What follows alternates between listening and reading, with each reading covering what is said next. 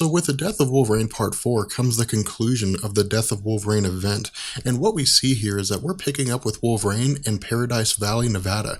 Now if you recall our discussion about the death of Wolverine Part 3, we had talked about how when Wolverine was conversing with Ogun, that Ogun had told Wolverine this is where Dr. Abraham Cornelius was headquartered at, that he was at Paradise Valley in Nevada. And so what Wolverine is doing here is effectively breaking in for the purpose of doing whatever it is that he's looking to do, perhaps most likely defeat or even kill Dr. Cornelius. And so what happens as Wolverine actually enters the facility is that he realizes that Dr. Cornelius appears to be trying to re-implement the adamantium project, that is to say, to plant adamantium inside the bodies of other people. Now he asks Dr. Cornelius why it is that he's doing this, why it is this is happening. And Dr. Cornelius says that he does not want his legacy to be Wolverine. He wants to be known for something more than creating a killer. In addition, he says that these people are going to be conditioned. They're going to be, programmed in such a way to where they will have the same capacities as Wolverine, the healing factor of Wolverine, the adamantium skeleton, and the fighting, the prodigious nature of Wolverine's fighting skills. But more so than that, they will carry out the instructions of people who give them to them. They will not rebel in the same way Wolverine had done.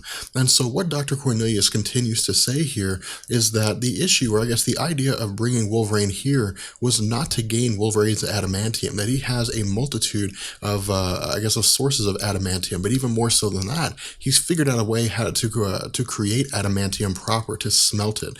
And so what he says is the whole reason for Wolverine to be brought here is so that he can gain Wolverine's healing factor.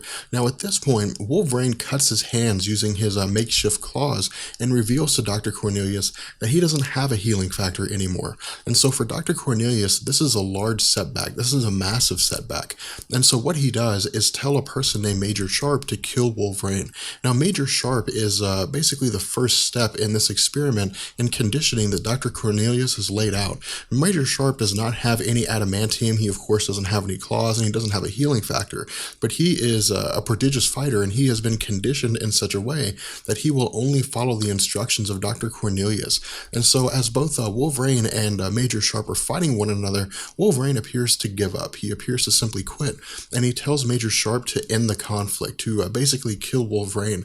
But this turns out to be a ruse, and when Major Sharp goes to punch Wolverine, Wolverine dodges out of the way and breaks the glass, which allows for Wolverine to actually enter where Dr. Cornelius is at. And so Wolverine immediately incapacitates Major Sharp, takes his mask off his face, and tells Dr. Cornelius to shut down the machines that are getting ready to pump adamantium into the bodies of these test subjects. But Dr. Cornelius says no. Dr. Cornelius says that he's not going to do this, and instead he starts the machines. He activates the machines in order to begin the adamantium process. Now, why it was that he had done this is really more speculation than anything, but we can go as far as to say that most likely this was done to simply buy himself time, and is successful in this sense, because what Wolverine does is realizing that he has to make the choice between saving these 3 test subjects or going after Dr. Cornelius, chooses to save the test subjects.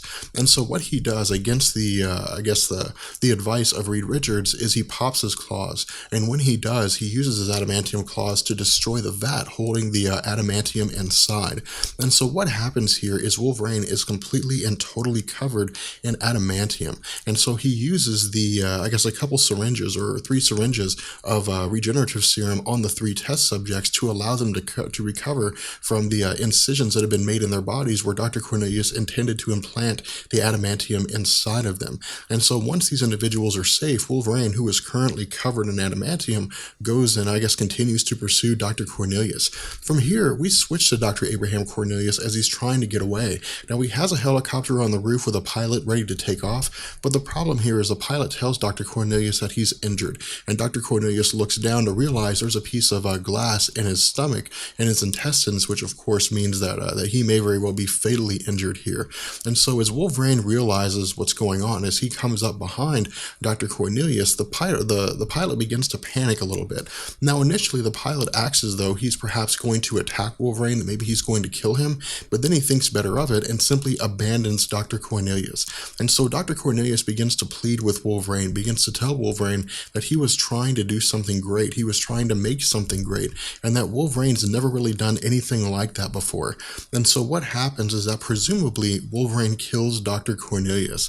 Now from this point, Wolverine simply accepts his fate. He accepts the fact that he is going to die because his body is now covered in adamantium. And while this story comes to a conclusion with Wolverine simply sitting in the sunset, or sitting in the, I guess in the sun, watching what's going on and effectively dying, this does not present a scenario whereby Wolverine is simply stabbed through the stomach and killed.